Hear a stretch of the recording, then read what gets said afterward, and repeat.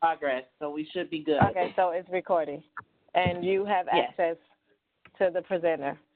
Okay. Okay, great. Awesome. Thank you so much, Dominique. Dominique is here representing the Sickle Cell Consortium and Lakia, so thank you so much for handling this for us this evening. And thank you all so much for joining this evening. So really quickly, I'm going to tell you all who we are. Dr. Eckman and I, we work on a project called REdHHoTT that focuses on finding and helping educate folks on ways to reduce complications from blood transfusions. So that's everyone from people who are living with sickle cell disease to medical providers that help treat people who have sickle cell disease. So we provide education to all of those different communities, and we collaborate with the Centers for Disease Control and also organizations like the Consortium. So today we're going to talk about keeping it safe, iron overload. Dr. Jim Eckman, like I said, will be facilitating this conversation. We do really encourage you all to please ask questions throughout the session tonight. Just write them into the chat box, and we will get to all questions. Just a friendly reminder that if you have a question about your own personal medical history, that you should always take your questions to your medical professionals, your doctors, your nurses, whoever you see on a regular basis. Make sure that you ask those questions to those folks as well. Okay. So, like I said, we're talking about keeping it safe, iron overload. We'll talk about what is iron overload. We'll talk through problems that are caused by too much iron from transfusions, and then you'll also have the opportunity to learn. There's a little background noise, so Dominique, if maybe you could mute all, or people on the line could mute themselves. Perfect. Thank you. Okay, so credit they take, like if you don't have to pay like that's 11.23 or whatever. Dominique. Dominique. I'm sorry, I'm trying to see who it is. A little bit of background noise. Again, if you would please. I hear. His name under hers because he has like. I'm sorry, I self-muted everybody. I can't see who it is. Okay. Give me a second. I'll find out which one it is. Please, everyone, if you can hear, please self-mute. Yeah. So when you pay rent, do you pay it to her? No, I pay it to. I think there's a Sheila on the line. We can hear your conversation. If you don't mind muting your line, please. Okay. Yes. Sorry. Okay. Thanks, Sheila. Yes. Okay. So I'm just going to move right along and hand it over to Dr. Eckman so we can get started with our conversation tonight.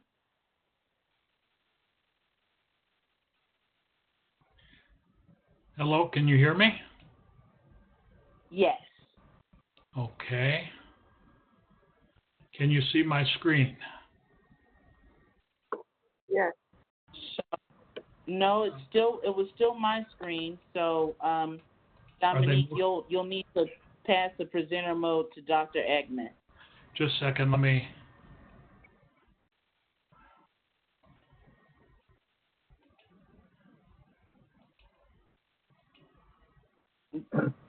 Okay. You're now the presenter, Dr. Eckman.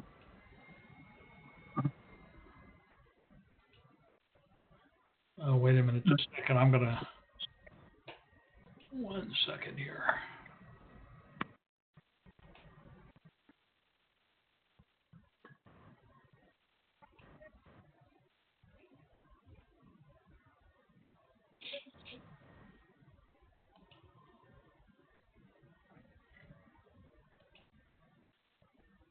Okay, can you see my slides now? Yes.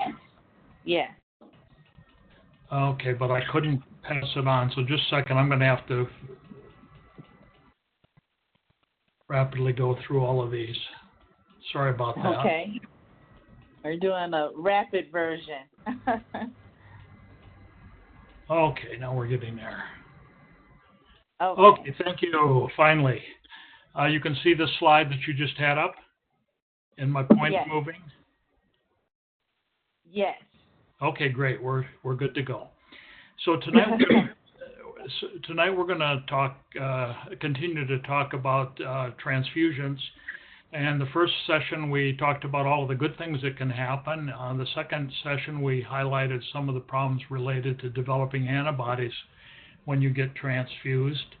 And tonight we're going to talk about one of the more important things that happens with individuals as they get lots of transfusions, and that is they develop iron overload. And I'm going to go through that in a little bit of detail to tell you what that's all about, and then also to really highlight some ways that you can participate in your care so that if you are getting regular transfusions, you can really reduce the chance of having problems from those transfusions. Again, we mentioned that transfusions are really important. They're the most effective treatment in sickle cell disease, and they work in many situations to prevent emergency problems, and also can be given chronically to reduce the chances of having long-term problems. The two reasons that we give transfusions in sickle cell are to raise the hemoglobin level, so that helps get more oxygen to the blood, because the more hemoglobin you have, the more oxygen there is in the blood to get to the tissues. The second very important thing that happens in sickle cell disease is that the normal cells are very flexible and can get into the small blood vessels where they can give up their oxygen. In sickle cell, traffic jams occur, and by giving transfusions of normal cells, you can dilute out the sickle cells and get blood flowing again so the tissues get enough oxygen. So it's the single most effective treatment for many of the serious complications we see in sickle cell disease. Regular transfusion prevents complications like stroke, acute chest, can prevent pain episodes and other complications. Virtually anytime you get a transfusion, if you're weak or short of breath, you'll feel better after the transfusions. Many have argued that perhaps we should transfuse everybody with sickle cell all of the time, and that would prevent occurrence of any problems in sickle cell disease. But I'm going to go into the second major reason we don't do that in a minute. I'm going to stop now and ask if there are any questions. Ashley, have you got any questions? I can't see any screens.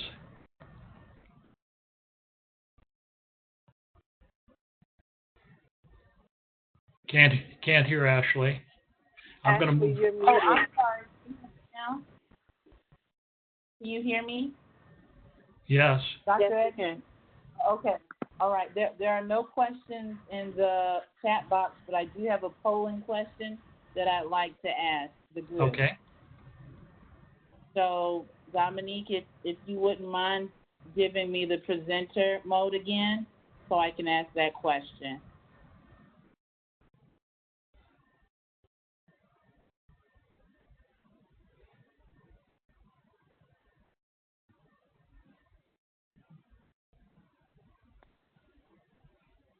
I'm doing it. Give me 1 second. Okay.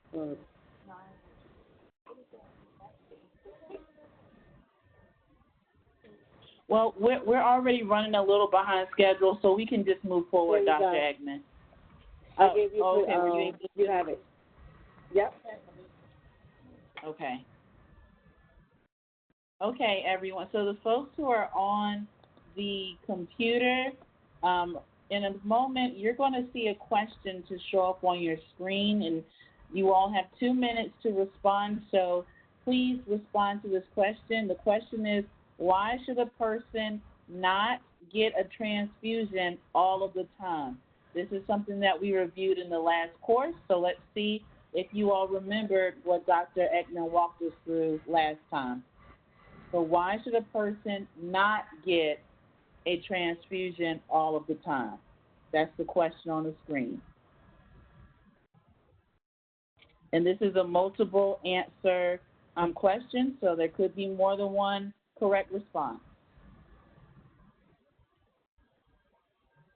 Dr. Eckman, the responses that I have listed on the screen are: it can potentially cause iron overload, it can put a person at risk of developing antibodies to transfuse blood, or C, it can make crisis pain feel worse. So those are 3 options to that question. Most people have answered A and B, excuse me. And it looks like everyone has responded. So most people said A, it can potentially cause iron overload, and B, it can put a person at risk of developing antibodies to transfuse blood. There were a few people who answered C, it can make crisis pain feel worse, Dr. Eckman. So I don't know if you want to maybe talk about that also. But okay. Can you give me back the controls?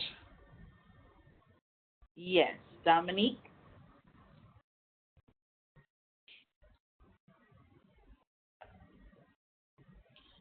So Dr. Eckman is going to go over Dr. Eckman has control now. Okay, thank you. You're welcome. Dr. Eckman, you have control. Okay, thank you. You're welcome. So why don't we transfuse everybody all of the time? And we've gone over this before, but there's a good side and a downside to transfusions. And when we give transfusions, we have to balance the good and the bad, and we only do things in medicine, or try to only do things in medicine when the good effects greatly outweigh the bad effects. And the answer to the question is shown here.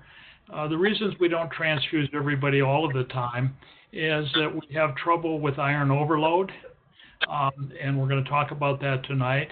Transfusion reactions can occur, and that's related to developing antibodies to the transfused blood. And then finally, there's still a small risk of passing infections on with a blood transfusion. Things like AIDS and many other infections have virtually disappeared in transfusions, but occasionally people still get hepatitis C from transfusions. We have stressed in previous talks that the transfusions during an acute pain crisis probably don't shorten the pain crisis and really don't have a role in trying to treat the pain. But C was not a correct response because there's no real evidence that transfusions will cause the pain to get worse. Okay, I'm going to skip the questions here because we've really are a little bit behind schedule. So let's talk a little bit about iron overloading. And why is this such a problem? Well, the first thing is that there's a lot of iron when you get in the blood when you get the transfusion. Hemoglobin is red because there's 4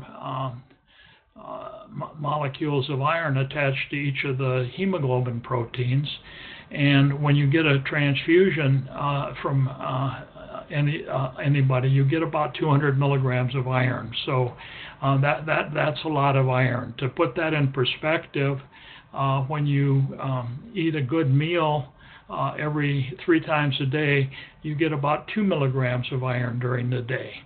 And so the amount of iron in blood is very, very substantial.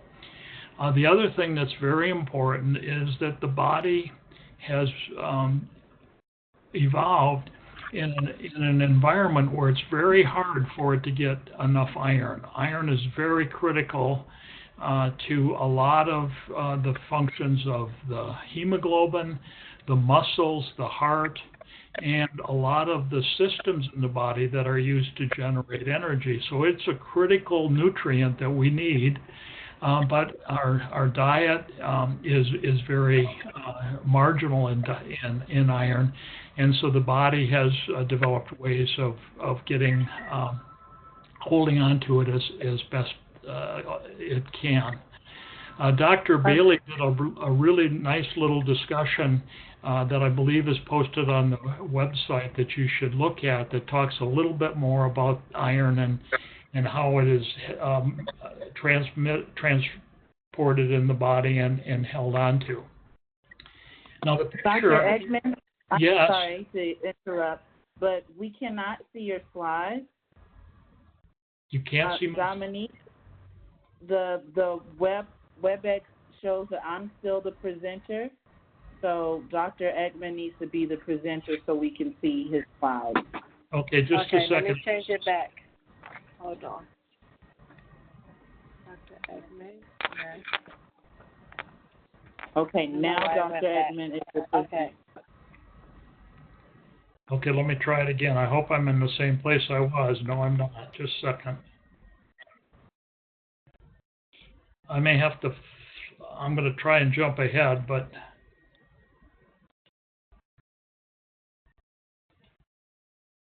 nope. Okay, just a second. You're all going to get dizzy.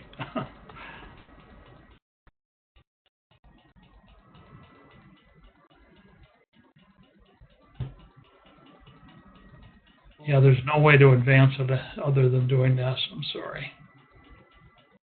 That's okay. We still don't see your slides, so. You don't?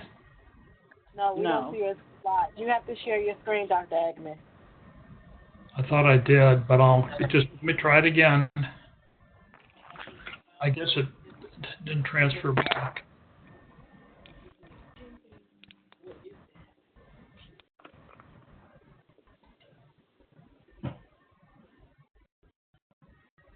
Okay, there we go. Now we can see it.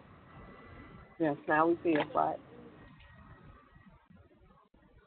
Okay, let's see. Now I can't advance it. I'm going to have to take that down and put it up again.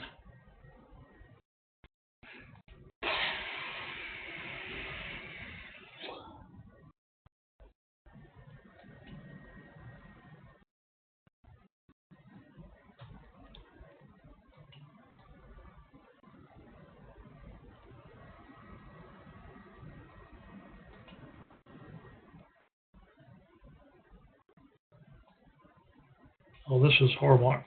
Can you see my slides now? Are we flipping through them? Yes, we are. Okay, I'm sorry. That's the only way I can do it. I tried to jump ahead and it doesn't work. No problem. Ashley, can you save the last poll until after we're all done? Yes. So this doesn't happen again. We'll just go through it continuously. Okay, let's. Okay. So the way I like to think about iron and iron overload is shown in the little picture. And iron is absolutely critical for making machinery that's necessary to run the world. But when the iron interacts with oxygen, it gets oxidized, it forms rust. And in a machine that's got lots of iron in it, the rust sort of jams everything up so the machine stops working.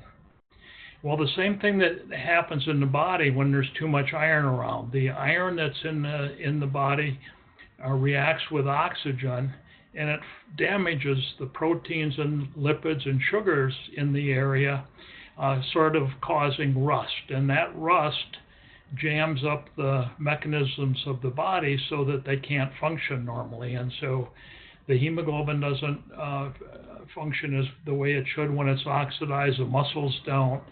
And then very important, other organs are damaged. It doesn't take very long to get iron overloaded, so that after you've had about 20 or 30 units of blood over your lifetime, you'll have too much iron in your body. To put that in perspective, if you're on a regular transfusion program and get 2 units a month, which is kind of an average amount of transfusion if you're getting it on a regular basis, in 1 year you'll have too much iron in your body, then we have to do something about it. Iron damages the liver, the heart, the pancreas, and hormone glands. Individuals who have too much iron can develop difficulty with their liver and heart, and can have diabetes and other hormonal problems from the iron. One of the real concerns about iron that we have is that we looked at our young adolescents who were transitioning from pediatrics, and about half of those individuals were dying of iron overload very early after they came into our care. And so not only is this a serious problem in terms of damaging the organs, but this can lead to very premature death. Once you have too much iron in your body, it's relatively difficult to remove the extra iron, and we're going to go into that at the end of the evening. So how can we avoid problems with iron overload? Well, I think the first and most important thing is not to get more transfusions than you need. Certainly when you need a transfusion, when you have a serious complication that requires transfusion, or your hemoglobin gets too low and causes you to have symptoms, then it's a good idea to get a transfusion. With certain complications, you should go on to a regular transfusion program, like if you've had a stroke. But one of the things that we really want to emphasize is that we want to avoid unnecessary transfusions because they can lead to trouble with iron overload down the road. One of the things we've stressed under alloimmunization or forming antibodies to blood was it's very important to keep track of those.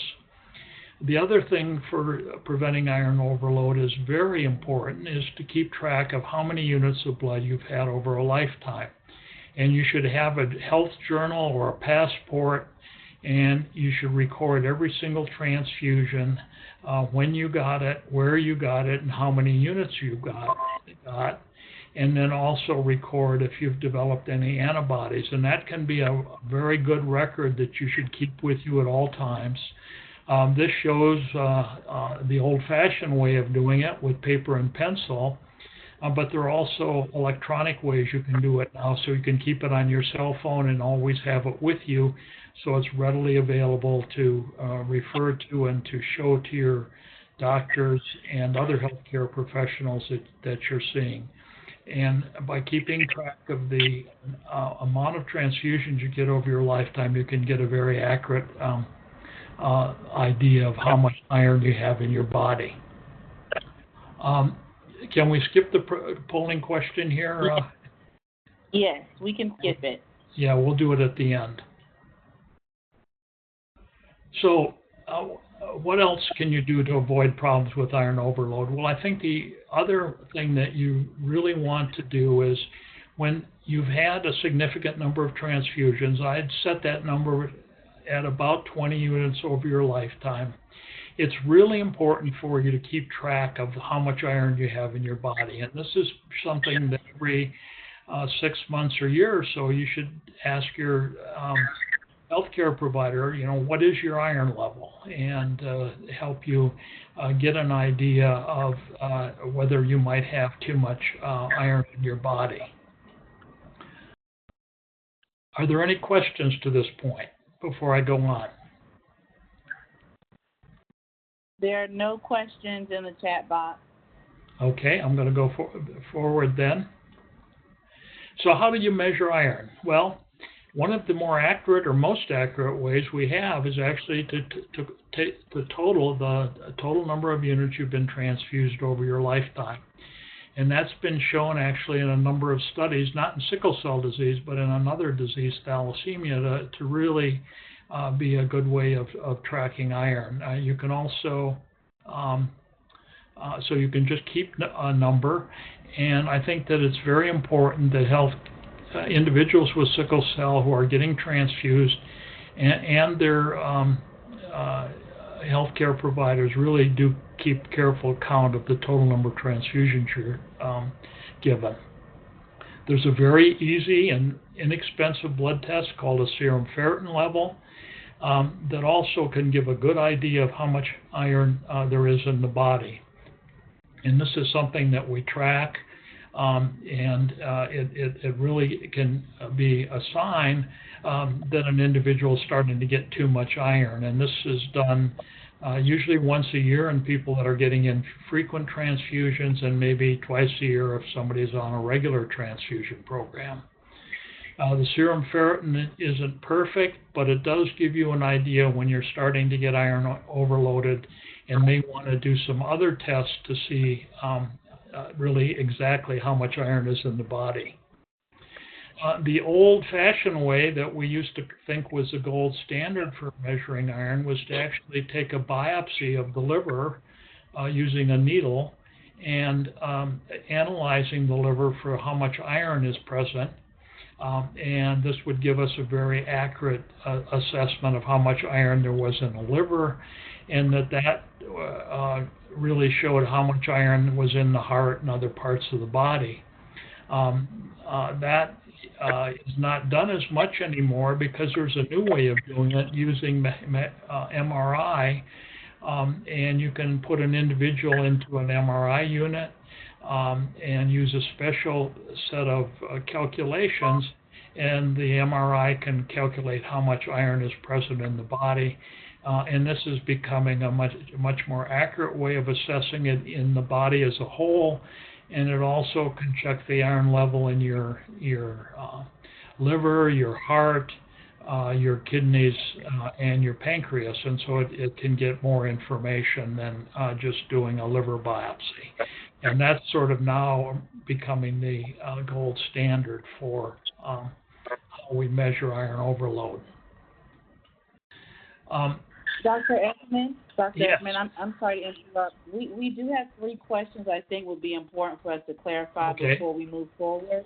All right. The first question, Monica wanted to ask you, did you say no more than 20 units of blood in a lifetime? She wasn't sure what you meant when you were talking about the 20 units of blood. No, that isn't a limit on how many transfusions you can get.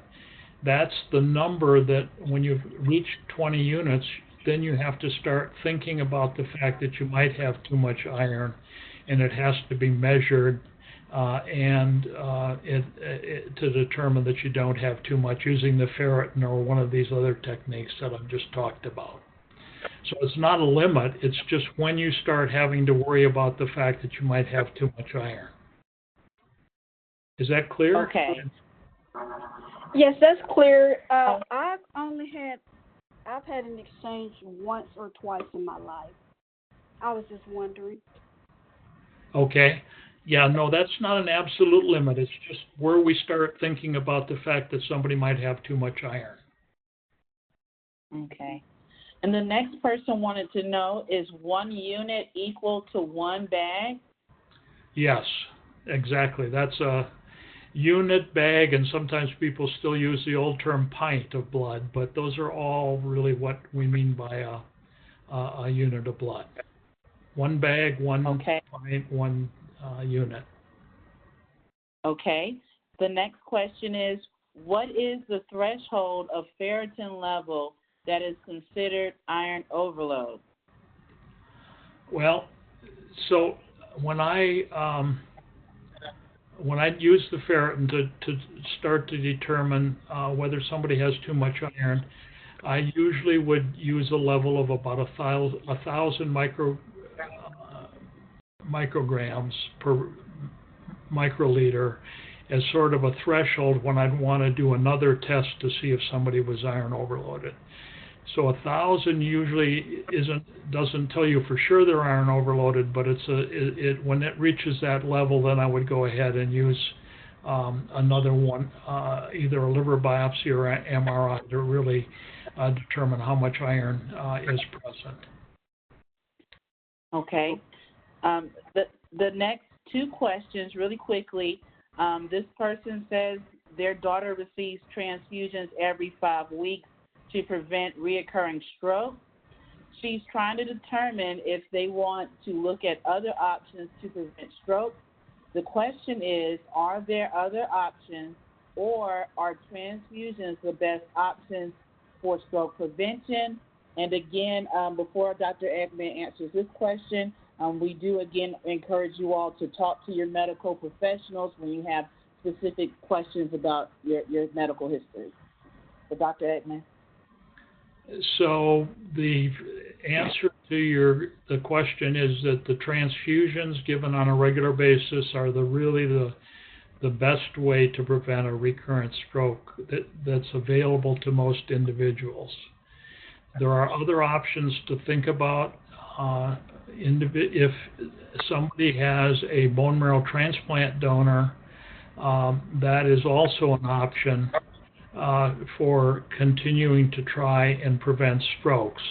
And so instead of giving transfusions, if a person had a donor and had a history of strokes, we would strongly consider going ahead and having a transplant done in that individual.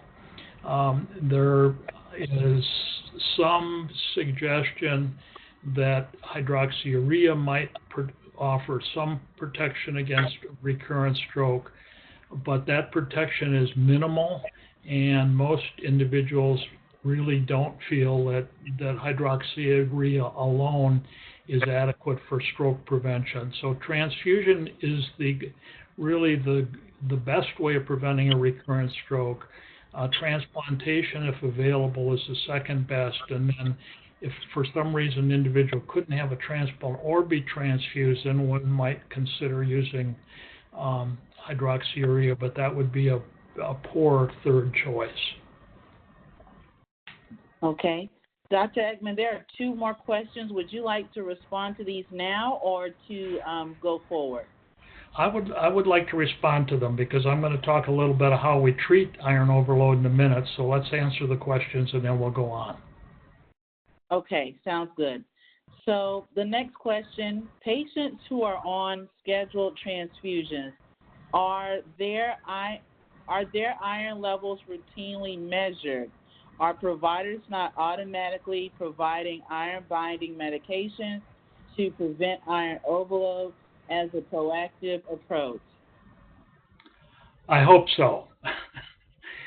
That's really what we're part of what we're trying to accomplish with the REdHHoTT Project, to make sure that we're educating both health professionals and individuals and their family members on what the proper way of getting transfusions are, and secondly, what the best way of managing and preventing complications are.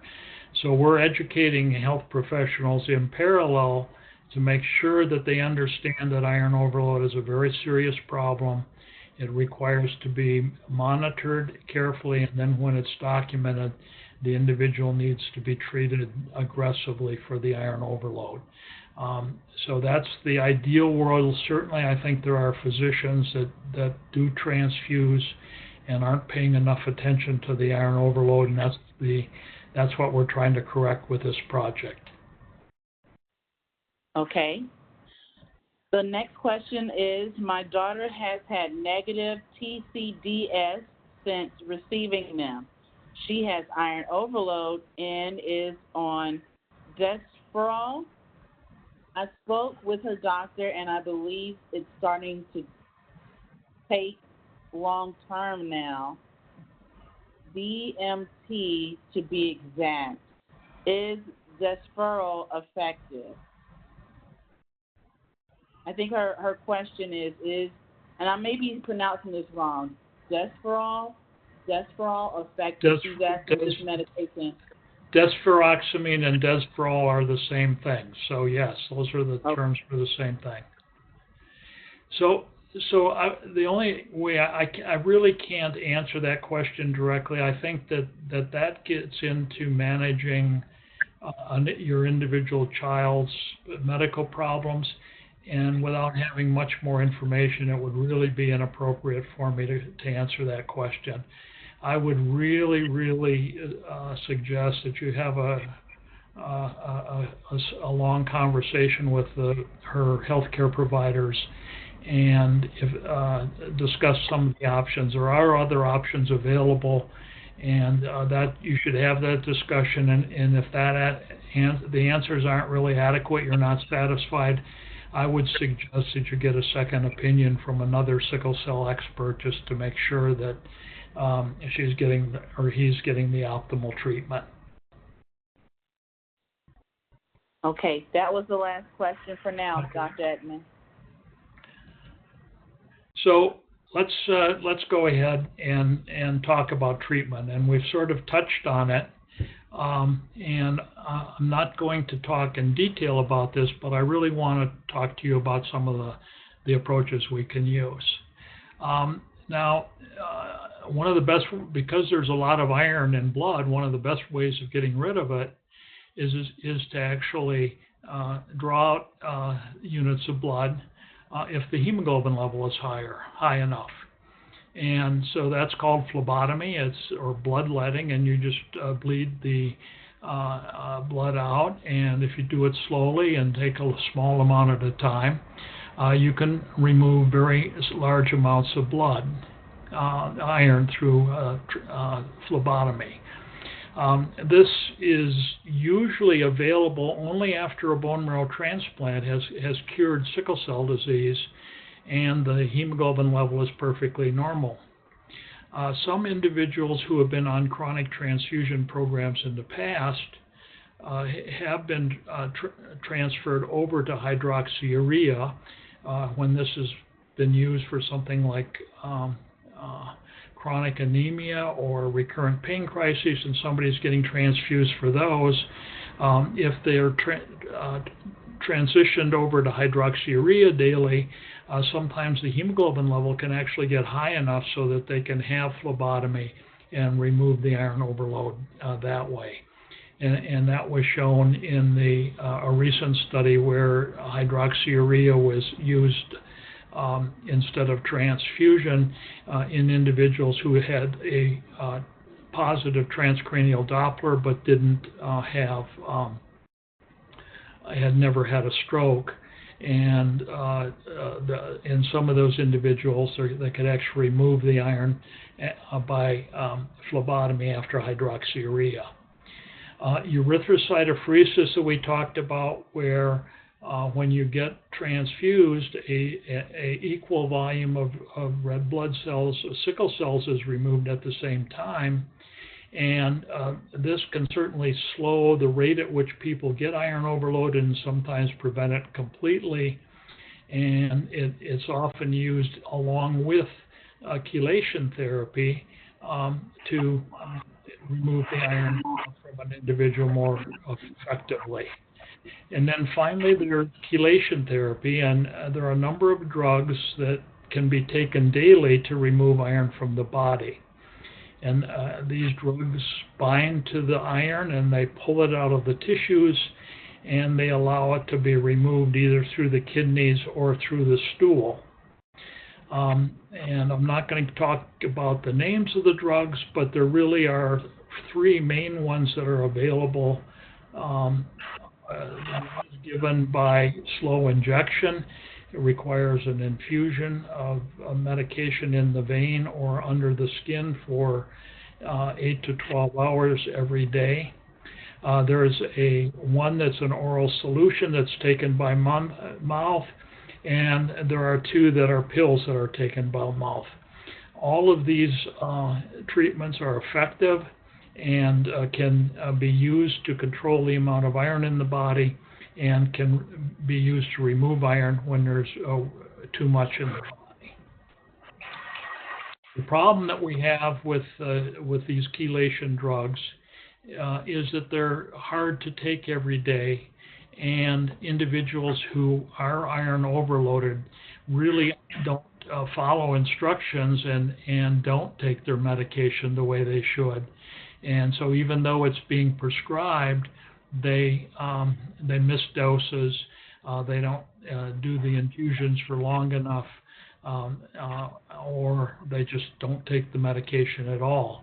And so if you do need medicine for iron overload, it's very important that you take the medication exactly the way you're instructed to take it. You do it every single day if that's the way you're supposed to be taking it. And that is the best thing you can do. And I really would encourage the warrior group to take on iron overload and encouraging people to be really conscious of how they take their iron overload medication. There is a disease called thalassemia where iron overload is also a great problem. It's also a genetic hemoglobin problem. And young adults with thalassemia formed a group called the Thalassemia Action Group. And they actually were very successful in using peer pressure and mentoring to get young individuals with thalassemia to take their medication. And I would hope that the warrior group would also take this under their wing and really make this a priority as something that should be encouraged, because many children now are going on to transfusion programs for strokes, for positive transcranial Doppler, and for other reasons. And maybe upwards of 10 or 15% of sickle cell patients are going to have trouble with iron overload as they get to be adults. And it's very important that we address adherence to these medications so we can manage this correctly and prevent their bad outcomes. So I'm going to stop there and answer any questions. Even though we started a little late, I think we're going to end a little bit early, but I would certainly like to try and answer any questions that are out there. So Nicole has a question about, I guess, a reference that you just made. She asked if what you just mentioned, is that also known as an exchange transfusion? So that was maybe 2 slides earlier. Exactly, yeah. The erythrocytophoresis and exchange transfusion are the same thing. We talked about that last time, and those are exactly the same things. Both of them, exchange transfusion can be done manually or using the machine, and when it's done by the machine, it's called erythrocytophoresis. Okay. Thank you for that question, Nicole. The next question is there a change in color of body fluid, like urine or feces, when taking Desferal? Yes.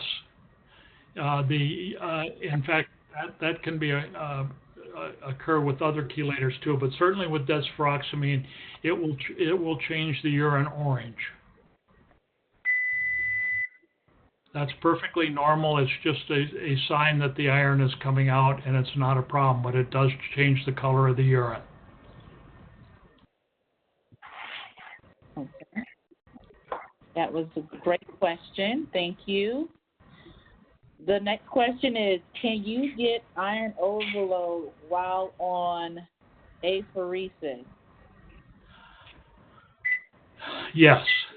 You can. The iron needs to be monitored with exchange or apheresis, but you still can get iron overloaded. It usually is slower, but it is not perfect on giving back and taking out the same amount of blood. So it slows the rate at which you get iron overload.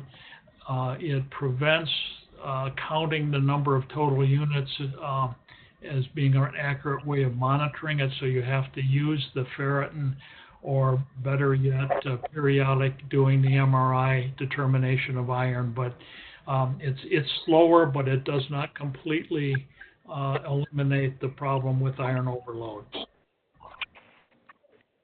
Okay. The next question is, are there any additional precautions you recommend for patients taking Jadenu? I'm sorry, I'm mispronouncing this. Jadenu? Jademu?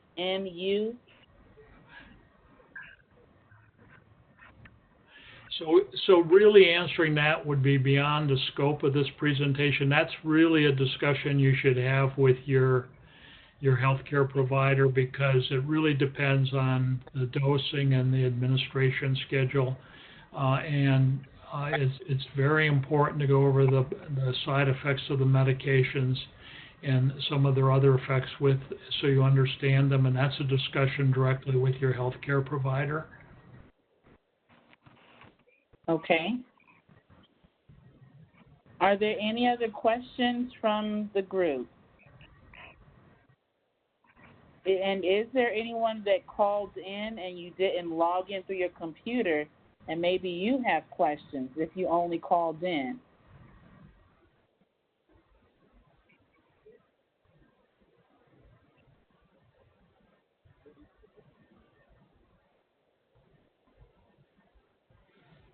Okay, I think that's it, Dr. Eckman. All right. I would like to just really quickly do that one other poll question, if you don't mind. And then we'll still give people, feel free to continue asking your questions while we pull up this last poll. Dominique, can you please change the presenter mode?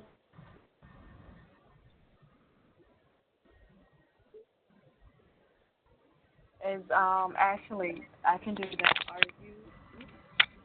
Are you going to be that? the presenter, or should it go back to me? Yes. Yes, if you could change it to me, so change it back to me. Yes. Okay. Yeah, and Dr. Eckman, while Dominique is doing that, there's another question. Can iron overload be fatal? Yes, it can.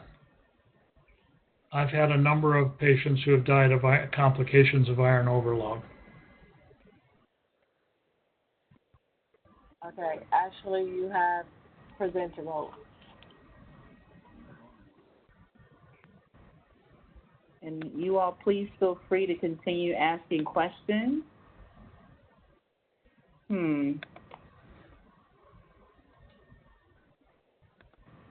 While we pull this up in just a moment. Okay, so same question. Why should a person not get transfused all the time? I'm going to open that up, and if you would please respond to that question.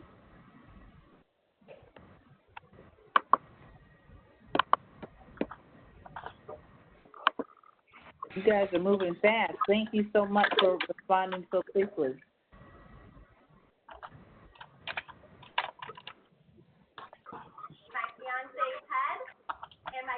Okay. So, Dr. Eckman, while people are responding, there is another question. I'm sorry, Ashley. And again, so Monica, Monica on the line, but has her phone unmuted. Yes, I unmuted everyone, just in case the people that are on the telephone wanted to ask a question, because they were muted on my end, so I had to unmute them. Okay. So please, everyone, self-mute yourself unless you have a question. I just muted Monica, so I will unmute Monica, just in case she has no, but I believe Monica's on a computer, so she could do it as well. Oh, okay. Okay. All right, so I unmuted everybody. Okay. Thank you, Dominique. You're welcome. Dr. Eckman, the next question is, should patients watch their iron intake when consuming food? No, that really isn't necessary. The amount of iron that you get from the food is small in comparison to the amount you get from transfusions. And so that really doesn't significantly cause problems in individuals with sickle cell disease. If you're on regular transfusions, you probably don't need additional iron like by vitamins or any supplements, but certainly the amounts that are present in the food won't cause any problems for somebody with sickle cell disease. Okay. The next question, Dr. Eckman, is Is Desferal the best drug for iron overload?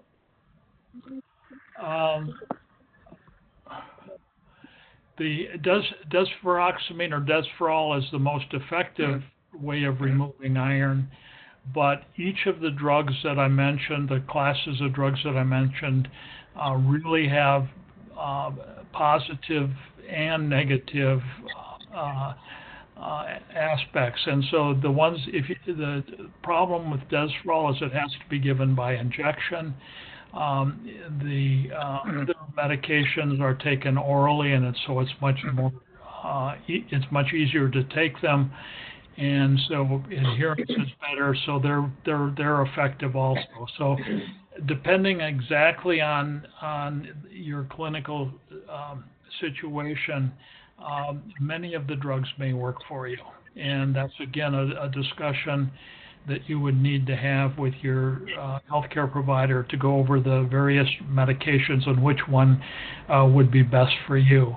It also depends a little bit on where the iron is, and there's many other factors. So a discussion with your healthcare professional is really the only way to determine which one would be the best for you if you need the medicine. Okay. All right. We have another question. We have two more questions. I'm going to open the poll really quick. The next question says, you should ask your doctor to test your iron if you have had more than 50 units of blood, 20 units of blood, or 5 units of blood. This is a question directly from Dr. Eckman's presentation tonight. So let's see how many folks respond.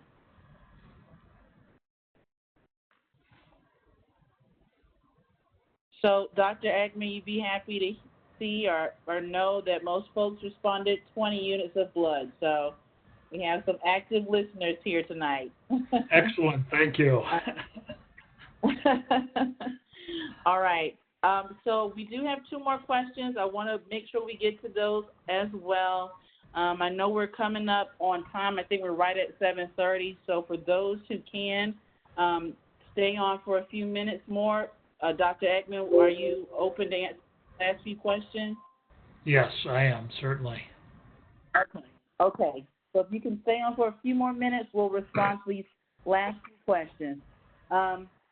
So the next question is 1 bag of whole blood equal to 1 bag of RBCs, or it takes more than 1 pint donated to get the 1 pint of red blood cells needed?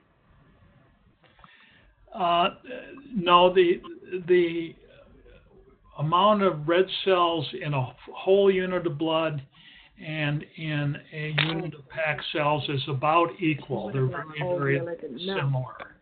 So there's the same number of red cells in both a whole unit of blood and a bag of packed red blood cells. And the amount of iron is the same in both of them. Okay. Okay. Okay, we have about 3 or 4 more questions. Dominique, I am going to ask if you wouldn't mind muting everyone's line again. I don't think the folks on the phone have a question, and it's a little bit of background noise. For people who are logging off, I do see a couple of folks that are logging off. Just a friendly reminder that we do have another session this week on Wednesday at 6:30. We will be having a special guest from the American Red Cross who will be talking to us about how to host a blood drive. I know a few folks have specially requested that. So we'll have someone from the Red Cross. Dr. Eckman and myself will be here again, and we will talk about the importance of African American blood donation and some strategies to help you promote any blood drives that you decide to plan. So that's on Wednesday at 6:30. Okay, so, wow, the questions are really coming in, Dr. Eckman. The next one is, are any of the currently available chelating medications limited in access to patients who are insured with Medicaid? Yes, I believe they are. One of the ones that I talked about actually isn't approved for use in sickle cell, so that would not be available for Medicaid patients for sure, unless they paid for it themselves. So yes, and again, you'd have to talk to your social worker. Most of the companies that make these medications do have programs for individuals who can't afford their medication, and very often you can get the drugs that way if they're not available through your Medicaid or insurance. So that would be a question for the social worker that works with your healthcare professionals. Okay. Next question. Is it common for patients who start getting transfused as kids to go into adulthood continuing the transfusion? Do they have greater complications or organ damage due to the fact that they began transfusions at an early age? So yes, as we talked about in the first lecture, if you've had a stroke, the evidence is that you need to stay on transfusions for your whole lifetime. So children who transition to adult care should be maintained on transfusions unless there are other factors. And the earlier you start the transfusions, the more iron you're going to accumulate over the years. And so individuals who started earlier are going to have more trouble with iron overload as they get older. Okay. The next question is, how low or what's the normal range for the iron level?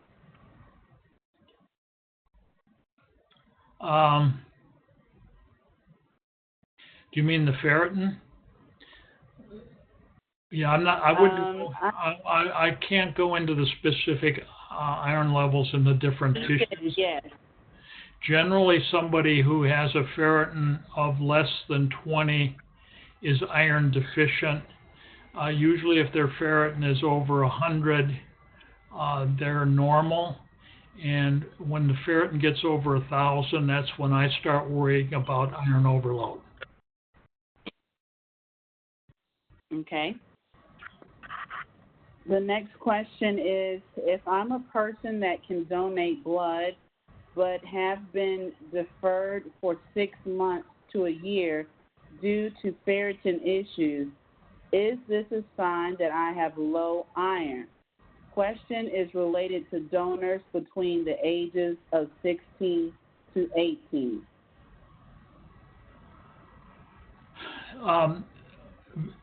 The main reason for being deferred is the fact that your hemoglobin is too low, and that's usually related to iron deficiency. But if you've been deferred repeatedly, you certainly should see your doctor and have studies to determine exactly why your hemoglobin level is too low. So that would be something that you would need to talk to your doctor about and have testing. The first thing I would do in that setting is to do a ferritin to see if that is the problem. But if the ferritin were normal, then you'd want to look for other reasons for the hemoglobin being low. Okay. Ulysses asked a question. I don't think I understand it exactly, but maybe Dr. Eckman, you'll understand when I read it. Is the most effective drug based on the level of iron?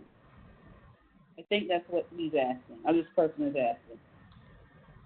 So is the most effective drug based on the level of iron?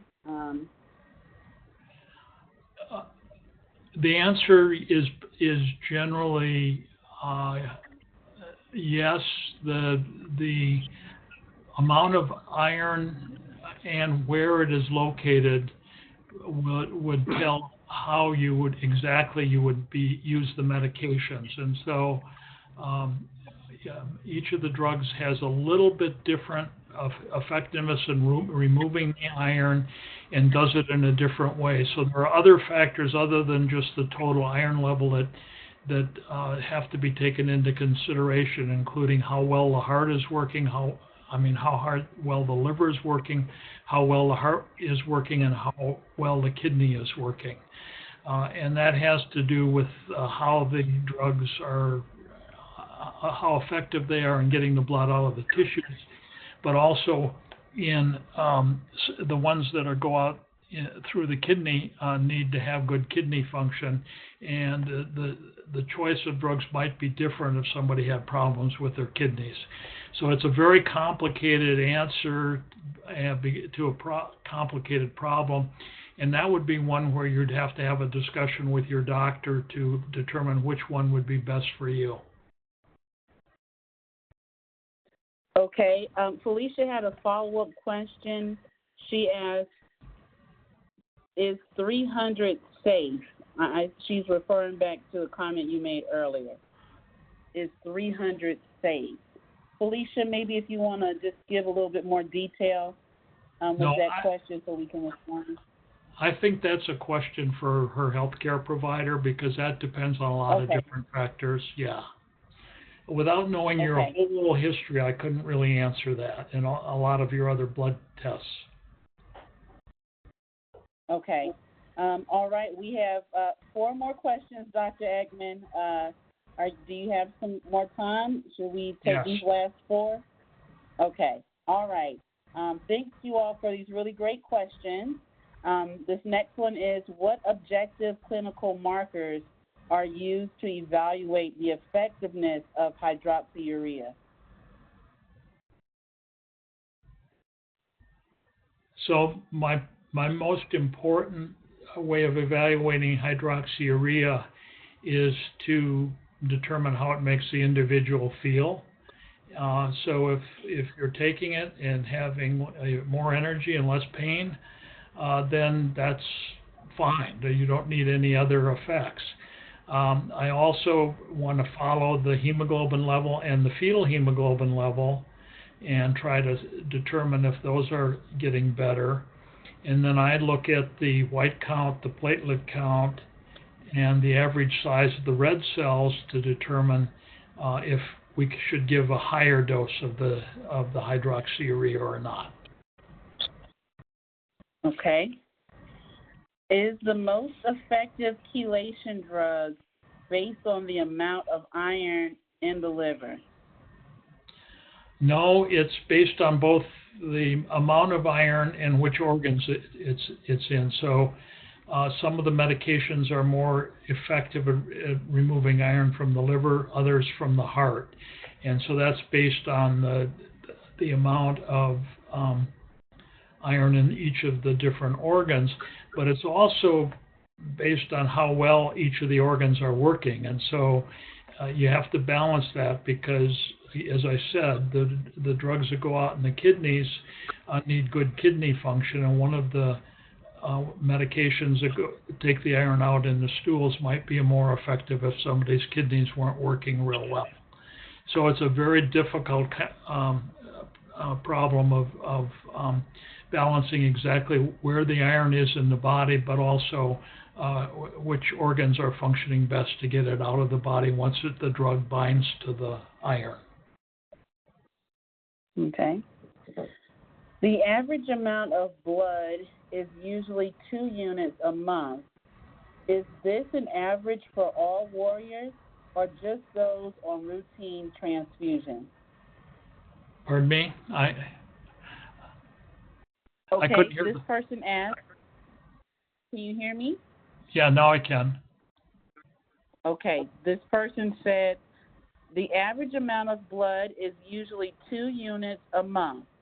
Is this an average for all warriors or just those on routine transfusions? The average of 2 units is generally for somebody who's on a regular transfusion program for stroke prevention.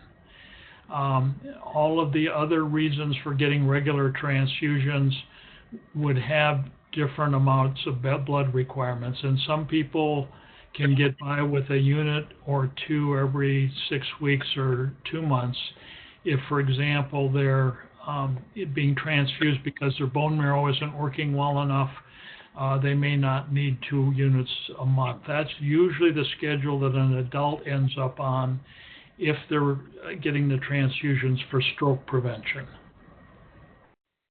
Okay. Okay, the next question, Dr. Eckman. Okay, why do ferritin levels fluctuate so much month to month?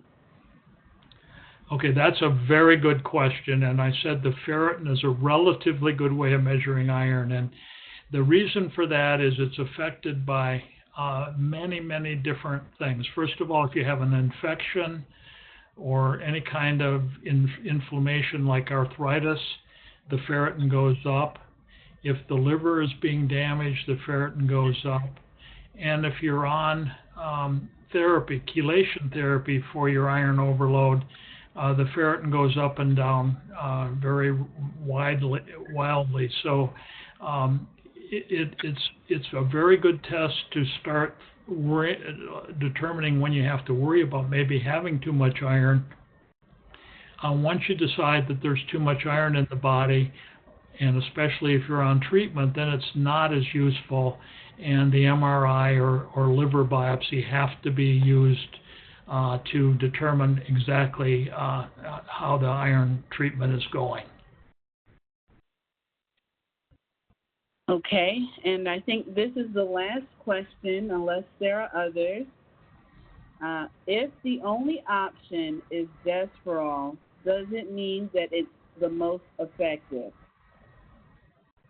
No, it might mean that it's the best choice because of other side effects or other problems that you have related to the other medications. So in many settings it's the best choice, but because it's so difficult to administer, many times the oral medications are used instead, but that really depends on whether you've had reactions to the other medications. And as we've talked about, every treatment we have has side effects, and sometimes the side effects prevent you from getting those medications. So then you might have desferoxamine as your only option, Desferol.